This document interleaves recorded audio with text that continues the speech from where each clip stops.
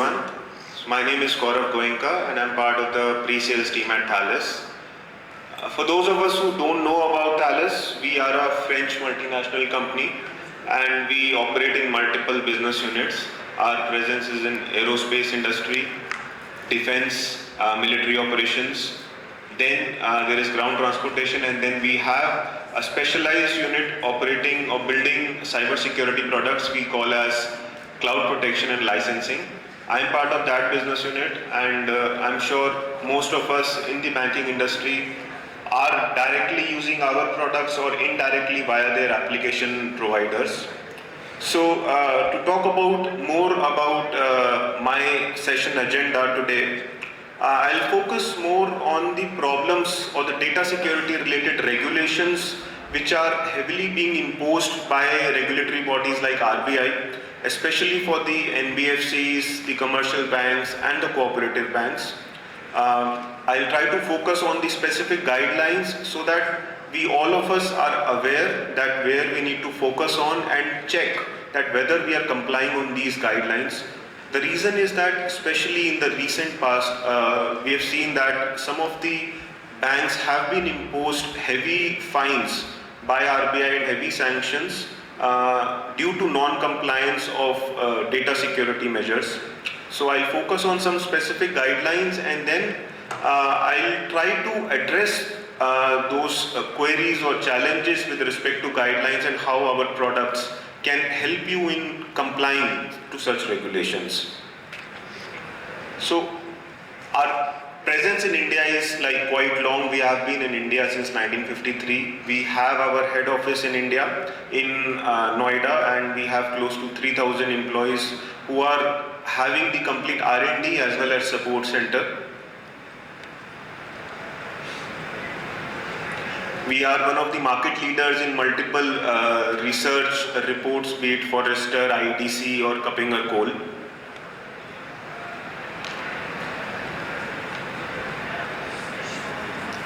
So talking about regulatory guidelines, as in one interesting aspect about BFS industries, as in why does RBI impose so many guidelines, especially on the banking industry? As in, the reason behind that is, as an end user like me, I trust a lot to my bank in giving my personal information to them. I am trusting them in sharing my financial details. I am trusting them in managing my money for me, right? So there is a lot of trust with the end users in the banking industry. And that is the reason why the banks also collect a lot of personal data of end users, be it their personal mobile details, Aadhaar details, banking transaction details. All of it is collected, managed by the banks, and they use it for various purposes. They use it for their analytics, they use it for selling new products, they use it for managing their accounts, to giving them the right services to the end users. So we as in Thales did a survey with S&P Global, and we found out that banking industry is one of the most trusted industry across all the industries we have, be it telecom, manufacturing, logistics. So banking is entrusted by the end users to manage their data securely, and it becomes the banking community's responsibility that this data is kept secure. It is kept secure from any unknown users, unknown malwares, cyber attacks. And that's the reason RBI and in fact the government itself is placing a lot of importance on data privacy and data security. And that's the whole reason why the DPDP Act also was recently initiated. So it is very important and crucial for keeping the data security for the sensitive data we manage in all our databases, storages and other infrastructure on our on-prem or in the cloud if we have any. So talking about especially about the guidelines, as in the DPDP Act is well known, as in the fines which the government will impose on non-compliance would be into the tunes of 500, 300 crores, which is a huge amount of money. And leave apart the monetary loss, it's the reputational loss which can cause a big impact to the revenues of these banks. So it is very crucial to first discover where our sensitive data is lying. As in, I heard the gentleman which was presenting before me, he also emphasized a lot on data discovery, data privacy. So that's a crucial starting point for starting any data security journey.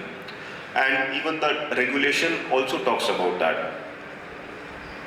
Talking about the RBI guidelines, as in this is a master regulatory guidelines for cloud security, as in we all understand that cloud, public cloud, be it Amazon, Google or Azure, all of it has some or the other advantages. But the most powerful advantage is that it gives you a lot of scalability, gives you a lot of advantages in terms of managing your expenses. It is very cost effective, and you do not have to invest upfront in all the infra which is needed for running your applications.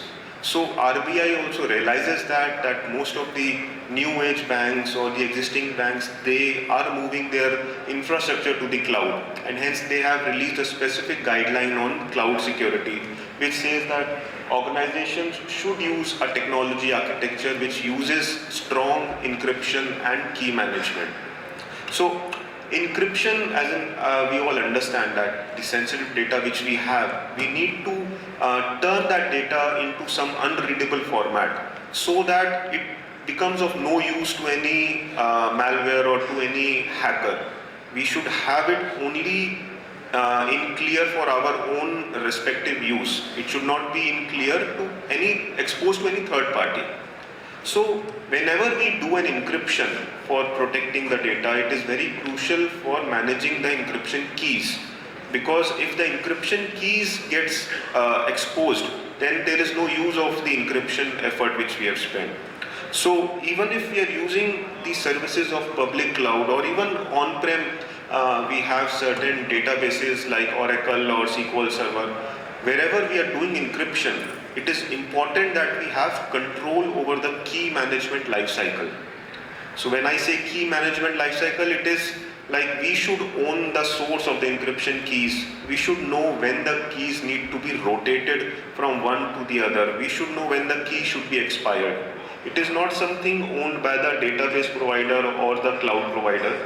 We should have complete control, and this is something new concept which is quite prevalent in the security industry is data sovereignty and data localization. RBI and the government is placing a lot of emphasis on keeping the data within the country borders. So to have the data complete control, we should own the encryption keys which are used by the cloud providers to encrypt the PaaS or the SaaS services which they are offering. So RBI says that you should use strong hardware security based module security for protecting the encryption keys. So this is one of the major guidelines and which should be complied by all the regulated entities, be it the cooperative banks, NBFCs, small finance banks, all the organizations. And this is where we have a very important role to play, and I'll talk about those in the upcoming slides. I'll mostly focus on the compliance problems and the data security challenges which organizations face. Products is something which we can discuss at length during the day. We are there at the booth.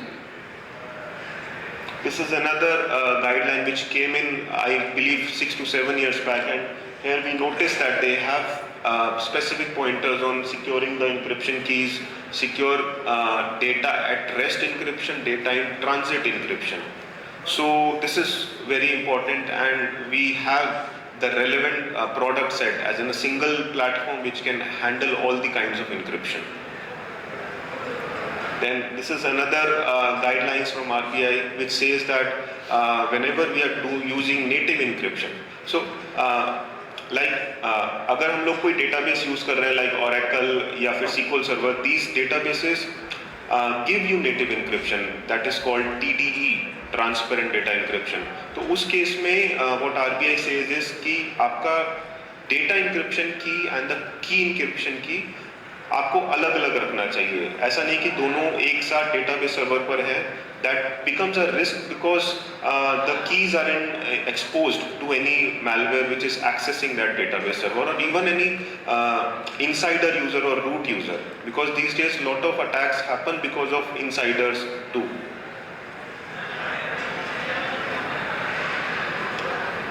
I'm if I can ask, if I can have a show of hands, how many of us are using public cloud today for any of our applications?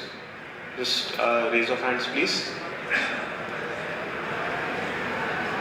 Okay, I do not see that quite popular, but I'm sure you would understand that cloud has their own advantages, and having complete control over the data which we are sending over that cloud is very crucial, because these cloud providers, though they will give you the lot of services, but then they will never take responsibility of the data security part. Even if you go through the cloud security share responsibility matrix published on these cloud providers, in any kind of service, the security of the data is the customer's responsibility. So it is very important that we own the encryption which these cloud providers are giving. Digital sovereignty is very, it's a hot topic today, and RBI, SEBI, IRDAI, they all are talking a lot about it in their respective guidelines and forums, that organizations should own the data within the national boundary. It should not go out for any processing or for any management or analytics. So this is something which we can help you take control over your data security. So cloud security can be done using bring your own key, as in the concept is that let cloud do the encryption, but you take your own key to do that encryption, so that you do not have to depend on the cloud for managing that keys. You have the complete control on the key rotation, key deletion, key archival, every aspect of it. The other option is you take your own encryption itself, as in you encrypt the data which you are having on the cloud, rather than relying on the cloud native encryption. So that is the other approach, which is BYOE. So we have solutions which integrate with all the popular public clouds, GCP, AWS, Azure, Oracle, and we provide a single interface for managing the encryption for all the respective public clouds, as in a single UI for managing the complete encryption of your on-prem as well as cloud infra.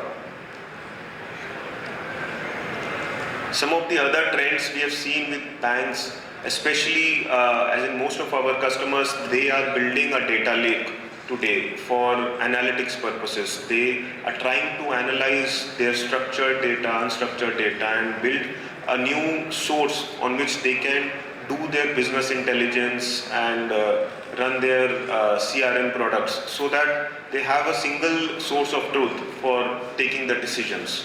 And data is the new oil today. We have to understand the value of the data which we have and try to identify avenues where we can use that data in getting more revenue for the bank. So data encryption is really crucial, and this is one of the popular case studies which we published. This has been with one of the largest PSU banks in India, where we provided our solution for protecting their data lake platform which they were building, and they also used our encryption solution as well as the data in transit encryption for the data which is getting replicated between DC and DR. So we have solutions which provide you quantum safe security to ensure that the keys which are used for protecting the data, they get rotated every minute, instead of relying on the routers or the network devices for giving the data in motion protection like IPsec. And like the previous gentleman mentioned, a lot of online channels we are giving to our customers, be it for mobile banking, net banking, UPI. In all these channels, we are asking customers for a lot of data. And this data, when it traverses through the internet, through our application servers, it is very easy to get this data intercepted by any hackers or any malware. So this data is traveling in plane through our application servers, databases, and hence, because of RBI's emphasis on giving end-to-end data protection, end-to-end data security, it is very crucial to protect this data right at the source up till it travels and reaches our databases. So we have solutions which can help in end-to-end encryption.